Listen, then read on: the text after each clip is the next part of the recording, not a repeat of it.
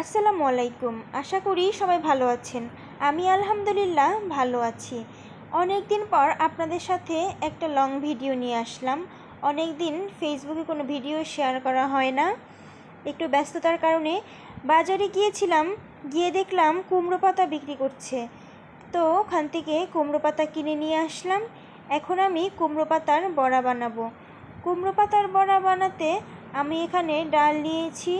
ডালের সাথে আমি সামান্য একটু চালের গুঁড়ো অ্যাড করে নিয়েছি যেন মুচমুচে হয় খেতে।